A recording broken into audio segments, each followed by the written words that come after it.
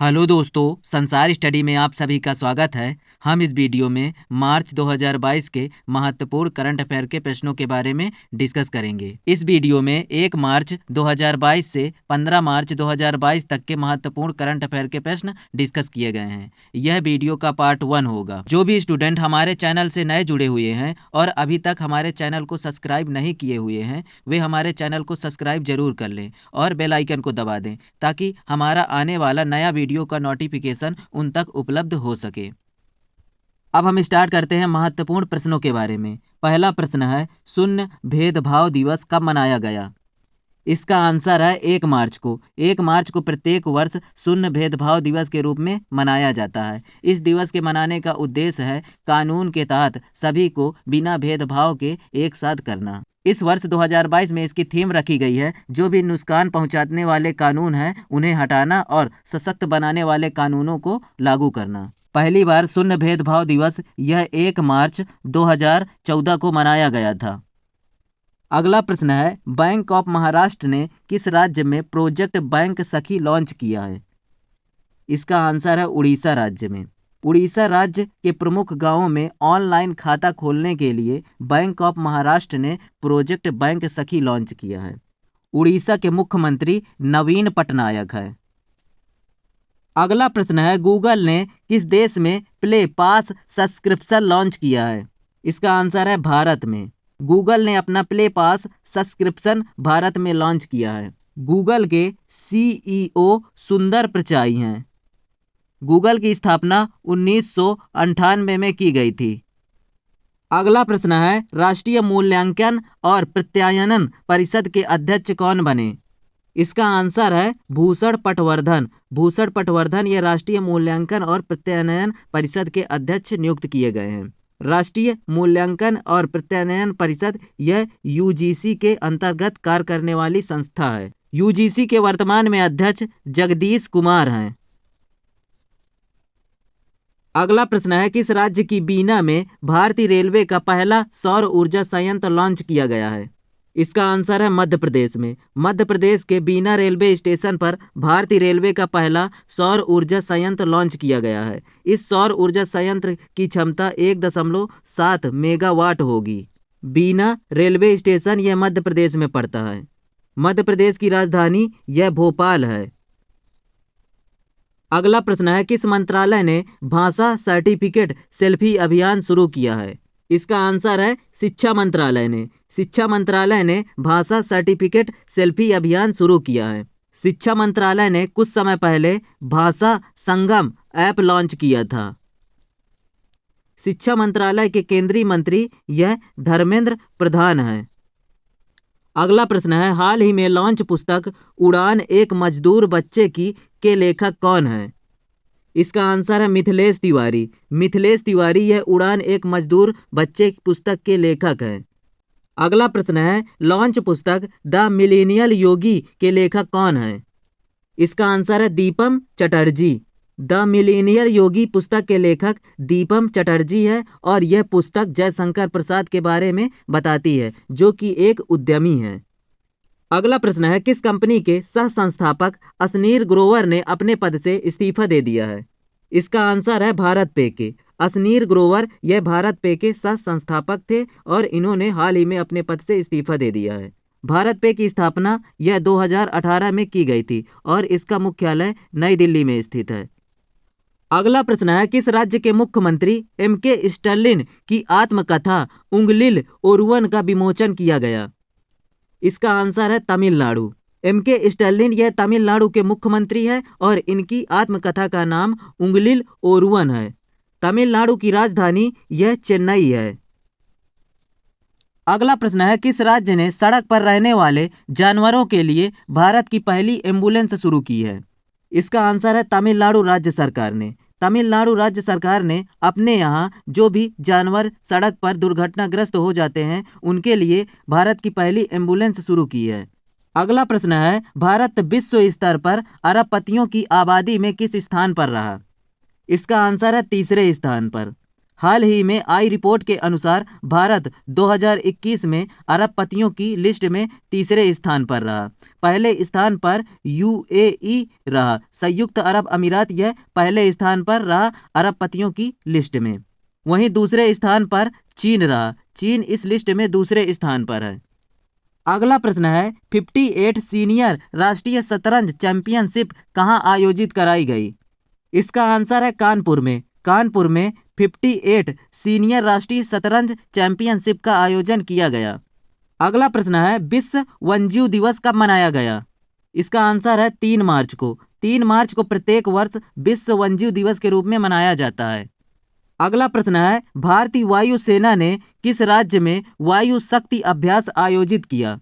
इसका आंसर है राजस्थान में। राजस्थान के जैसलमेर में पोखरण रेंज से भारतीय वायुसेना ने वायु शक्ति अभ्यास आयोजित किया। राजस्थान की राजधानी यह जयपुर है।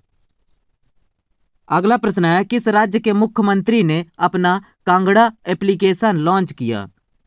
इसका आंसर है हिमाचल प्रदेश के मुख्यमंत्री ने।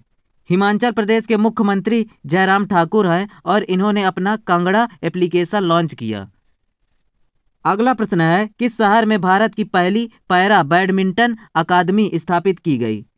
इसका आंसर है लखनऊ में। लखनऊ में भारत की पहली पैरा बैडमिंटन अकादमी स्थापित की गई। लखनऊ यह उत्तर प्रदेश की राजधानी है। 2024 के पैरा ओलंपिक यह पेरिस में आयोजित किए जाएंगे। अगला प्रश्न है किस देश के पूर्व प्रधानमंत्री शिंजो अबे को नेताजी पुरस्कार 2022 से सम्मानित किया गया? इसका आंसर है जापान के। शिंजो अबे यह जापान के पूर्व प्रधानमंत्री हैं और इन्हें 2022 के नेताजी पुरस्कार से सम्मानित किया गया। शिंजो अबे को 2021 के पद्म विभूषण पुरस्कार से भी सम्मानित किया जा चुका है। अगला प्रश्न है किस राज्य में 1930 के जंगल सत्याग्रह की स्मृति में संग्रहालय स्थापित किया जाएगा? इसका आंसर है महाराष्ट्र राज्य में। 1930 में जंगल सत्याग्रह हुआ था महाराष्ट्र में, उसी की स्मृति में महाराष्ट्र सरकार एक जंगल संग्रहालय स्थापित करेगी। महाराष्ट्र के मुख्यमंत्री यह उद्धव ठाकरे हैं। अगला प्रश्न है किसे वर्ष 2021 का असम वैभव सम्मान दिया गया? इसका आंसर है रतन जी टाटा को। रतन टाटा को 2021 के असम वैभव सम्मान से सम्मानित किया गया। असम वैभव सम्मान यह असम का सर्वोच्च नागरिक सम्मान है। रतन जी टाटा की एक संस्था ने असम में कोविड-19 के दौरान वहां के नागरिकों की मदद की थी, जिसके लिए रतन जी टाटा को यह सम्मान प्रदान किया गया है। अगला प्रश्न है भारतीय एक्सा लाइफ इंश्योरेंस की ब्रांड एम्बेसडर कौन बनी? इसका आंसर है अभिनेत्री विद्या बालन। अभिनेत्री विद्या बालन को भारतीय एक्सा लाइफ इंश्योरेंस का ब्रांड एम्बेसडर नियुक्त किया गया है। अगला प्रश्न है आईसीसी महिला क्रिकेट विश्व कप 2022 का आयोजन किस देश में किया गया? इसका आंसर है न्यूजीलैंड में। आईसीसी महिला विश्व कप का आयोजन 2022 में यह न्यूजीलैंड में किया गया। अगला प्रश्न है किस देश के स्पिनर शेन वार्न का निधन हो गया?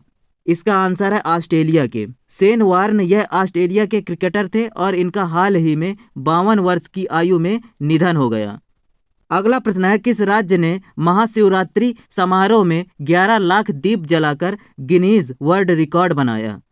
इसका आंसर है मध्य प्रदेश ने। मध्य प्रदेश ने अपने यहाँ महाशिवरात्रि के दिन 11,71,000 दिए जलाकर वर्ल्ड रिकॉर्ड बनाया। अगला प्रश्न है सूरज कुंड हस्तशिल्प मेले का आयोजन कहाँ किया गया? इसका आंसर है हरियाणा में। हरियाणा में 35वां सूरज कुंड हस्तशिल्प मेले का आयोजन किया गया। सूरज कुंड हस्तशिल्प मेले में थीम स्टेट यह जम्मू कश्मीर है और इसमें पार्टनर कंट्री यह ब्रिटेन है। ब्रिटेन इसमें पार्टनर कंट्री है। अगला क्वेश्चन है हाल ही में लॉन्च पुस्तक द ब्लू बुक के लेखक कौन है? इसका आंसर है अमितावा कुमार। अमितावा कुमार यह द ब्लू बुक पुस्तक के लेखक है। अगला प्रश्न है किस देश में भारत के राजदूत मुकुल आर्या का निधन हो गया? इसका आंसर है फिलिस्तीन में। फिलिस्तीन में भारत के रहे राजदूत मुकुल आर्या का निधन हो गया। अगला प्रश्न है किस शहर में छत्रपति शिवाजी महाराज की प्रतिमा स्थापित की गई? इसका आंसर है पुणे में। पुणे में प्रधानमंत्री नरेंद्र मोदी ने छत्रपति शिवाजी महाराज की प्रतिमा स्थापित की। इस प्रतिमा का वजन 1850 किलोग्राम है और इसकी कुल ऊंचाई 9.5 फीट है। इस प्रतिमा की कुल लागत 11,400 करोड़ रखी गई है। अगला प्रश्न है, भारत की 23 महिला ग्रैंड मास्टर कौन बनी? इसका आंसर है प्रियंका नौटंकी। प्रियंका नौटंकी यह भारत की 23वीं महिला ग्रैंड मास्टर बन गई हैं। अगर पूछा जाता है भारत की पहली महिला ग्रैंड मास्टर कौन थी, तो उनका नाम था सुब्बारमन विजयलक्ष्मी। अगला प्रश्न है, अंतर्राष्ट्रीय महिला दिवस कब मनाया जाता है? इसका आंसर है 8 मार्च को। 8 मार्च को प्रत्येक वर्ष अंतर्राष्ट्रीय महिला दिवस के रूप में मनाया जाता है। सबसे पहले अंतर्राष्ट्रीय महिला दिवस यह 2011 में मनाया गया था। इस वर्ष 2022 की अंतर्राष्ट्रीय महिला दिवस की थीम है gender equality today for a sustainable tomorrow रखी गई है। लेकिन अगर यहीं पूछे राष्ट्रीय महिला दिवस कब मनाया जाता है, तब राष्ट्रीय महिला दिवस यह 13 फरवरी को मनाया जाता है प्रत्येक वर्ष। अगला प्रश्न है, किसे Pandit Hariprasad Chaurasia life time achievement award से सम्मानित किया गया? इसका आंसर है उस्ताद अहमद अली खान को। उस्ताद अहमद अली खान को Pandit Hariprasad Chaurasia life time achievement award से सम्मानित किया गया है।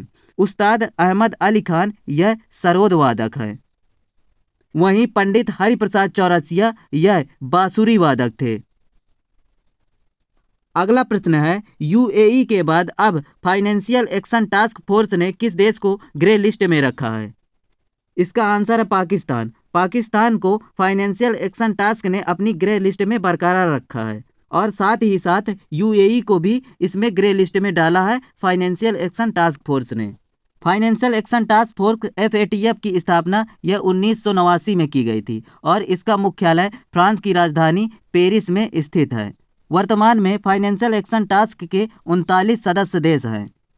अगला प्रश्न है, भारत श्रीलंका नौसैनिक अभ्यास श्रीनेक्स का 9वां संस्करण यह कहाँ शुरू हुआ? इसका आंसर है विशाखापट्टनम में। विशाखापट्टनम में भारत श्रीलंका नौसैनिक अभ्यास श्रीनेक्स का यह 9वां संस्करण है। अगला प्रश्न है, 4 धाम परियोजना समिति के नए अध्यक्ष कौन नियुक्त किए गए? इसका आंसर है AK सिकरी। AK सिकरी यह 4 धाम परियोजना समिति के नए अध्यक्ष नियुक्त किए गए हैं। AK सिकरी यह सुप्रीम कोर्ट के पूर्व न्यायाधीश हैं। अगला प्रश्न है, भारत ने गलती से किस देश पर सुपरसोनिक मिसाइल दागी? इसका आंसर है पाकिस्तान में। भारत ने पाकिस्तान में ब्रह्मोस सुपरसोनिक मिसाइल दागी है और कहा है कि यह गलती से हो गया है। अगला प्रश्न है, किस देश की ट्रांसजेंडर भूमिका श्रेष्ठ को इंटरनेशनल वुमेन ऑफ करेज पुरस्कार से सम्मानित किया गया? इसका आंसर है नेपाल की। नेपाल की यह ट्रांसजेंडर भूमिका श्रेष्ठ हैं जिन्हें इंटरनेशनल वुमेन ऑफ करेज पुरस्कार से सम्मानित किया जाएगा। अगला प्रश्न है, राष्ट्रीय वित्तीय रिपोर्टिंग प्राधिकरण के अध्यक्ष पद पर किन्हें नियुक्त किया गया है? इसका आंसर है अजय भूषण पांडे को। अजय भूषण पांडे को 3 साल की अवधि के लिए राष्ट्रीय वित्तीय रिपोर्टिंग प्राधिकरण का अध्यक्ष नियुक्त किया गया है। अगला प्रश्न है, किसके उपन्यास टॉम्ब ऑफ सैंड को अंतर्राष्ट्रीय बुकर पुरस्कार से सम्मानित किया गया? इसका आंसर है गीतांजलि श्री के। गीतांजलि श्री का हिंदी उपन्यास टॉम्ब ऑफ सैंड को अंतर्राष्ट्रीय बुकर पुरस्कार से सम्मानित किया गया। अगला प्रश्न है, किसने छात्रों के लिए युवा वैज्ञानिक कार्यक्रम जिसे युविका कहा जाता है आयोजित करता है? इसका आंसर है इसरो। इसरो यह कक्षा 9वीं के छात्रों को विज्ञान और प्रौद्योगिकी के बारे में जागरूकता बढ़ाने के लिए युवा वैज्ञानिक कार्यक्रम यह युविका आयोजित करता है। इसरो की स्थापना यह 15 अगस्त 1969 में की गई थी और वर्तमान में इसरो के अध्यक्ष डॉक्टर सोमनाथ हैं। अगला प्रश्न है, भारत का पहला गति शक्ति कार्गो टर्मिनल कहाँ शुरू हुआ? इसका आंसर है झारखंड में। झारखंड में भारत का पहला गति शक्ति कार्गो टर्मिनल शुरू किया गया। अगला प्रश्न है, भारत के पहले GI टैग पाने वाले कश्मीर कालीन को किस देश में भेजा गया? इसका आंसर है जर्मनी में। जर्मनी में यह कश्मीर कालीन भेजी गई जो कि भारत की पहली GI टैग प्राप्त करने वाली कालीन है। भारत का पहला GI टैग प्राप्त करने वाला उत्पाद है जिसका नाम है दार्जिलिंग की चाय। दार्जिलिंग की चाय को 2004 में GI टैग प्रदान किया गया था और वह भारत का पहला GI टैग प्राप्त करने वाला उत्पाद है। GI टैग या किसी भी उत्पाद को 10 साल के लिए दिया जाता है। अगला प्रश्न है, ICC महिला विश्व कप में सबसे अधिक कप्तानी करने वाली पहली महिला क्रिकेटर कौन बनी? इसका आंसर है मिताली राज। मिताली राज यह 23 बार वनडे क्रिकेट मैच में कप्तानी कर चुकी हैं और वह ऐसी करने वाली पहली महिला क्रिकेटर बन गई हैं। अगला प्रश्न है, पाई दिवस या अंतर्राष्ट्रीय गणित दिवस कब मनाया जाता है? इसका आंसर है 14 मार्च को। 14 मार्च को प्रत्येक वर्ष यह अंतर्राष्ट्रीय गणित दिवस के रूप में मनाया जाता है। इसे पाई दिवस के रूप में भी जाना जाता है। अंतर्राष्ट्रीय गणित दिवस यह 14 मार्च 2020 में पहली बार मनाया गया था। अगला प्रश्न है, आरबीआई ने फीचर फोन के लिए किस नाम से यूपीआई आधारित पेमेंट प्रोडक्ट लॉन्च किया? इसका आंसर है यूपीआई 123 पे। यूपीआई 123 पे के द्वारा आरबीआई ने फीचर फोन के लिए यह नया यूपीआई पेमेंट आधारित एप्लीकेशन लॉन्च किया है। आरबीआई के वर्तमान में गवर्नर शक्तिकांत दास हैं और आरबीआई की स्थापना 1935 में की गई थी। अगला प्रश्न है, किस देश ने टोही उपग्रह प्रणाली का सफल परीक्षण किया है? इसका आंसर है उत्तर कोरिया ने। उत्तर कोरिया ने टोही उपग्रह प्रणाली का सफलतापूर्वक परीक्षण किया है। उत्तर कोरिया के तानाशाह किम जोंग उन हैं। अगला प्रश्न है, किस देश ने पृथ्वी की निचली कक्षा में अपना दूसरा उपग्रह नूर 2 प्रक्षेपित किया है? इसका आंसर है ईरान ने। ईरान ने अपना उपग्रह जिसका नाम नूर 2 रखा है उसे पृथ्वी की निचली कक्षा में स्थापित किया है। अगला प्रश्न है, सेबी ने यूपीआई के माध्यम से सार्वजनिक ऋण निवेश की सीमा कितने लाख कर दी है? इसका आंसर है 5 लाख। अगला प्रश्न है, किस शहर में भारत की सबसे बड़ी भगवान बुद्ध की श्यान मुद्रा में मूर्ति का निर्माण किया जा रहा है? इसका आंसर है बोध गया में। बोध गया में भगवान बुद्ध की भारत में सबसे बड़ी श्यान मुद्रा में मूर्ति का निर्माण किया जा रहा है। इस मूर्ति की जो लंबाई होगी वह 100 फीट होगी और इसकी ऊंचाई 30 फीट रखी गई है। अगला प्रश्न है, साल 2022 के लिए यूएस अंतर्राष्ट्रीय महिला साहस पुरस्कार से किसे सम्मानित किया गया? इसका आंसर है रिजवाना हसन को। रिजवाना हसन यह बांग्लादेश की हैं और यह पेशे से वकील हैं जिन्हें यूएस अंतर्राष्ट्रीय महिला साहस पुरस्कार से सम्मानित किया जाएगा। अगला और अंतिम प्रश्न है, राष्ट्रीय रक्षा विश्वविद्यालय किस शहर में स्थित है जिसे 12 मार्च 2022 को प्रधानमंत्री नरेंद्र मोदी द्वारा राष्ट्र को समर्पित किया गया था? इसका आंसर है अहमदाबाद में। गुजरात के अहमदाबाद में राष्ट्रीय रक्षा विश्वविद्यालय यह स्थापित किया गया है। हे दोस्तों, यह वीडियो आपको कैसी लगी हमें कमेंट बॉक्स में लिखकर बताएं और इस वीडियो को अपने दोस्तों तक ज़्यादा से ज़्यादा शेयर करें। Thank you watching for video. Have a good day.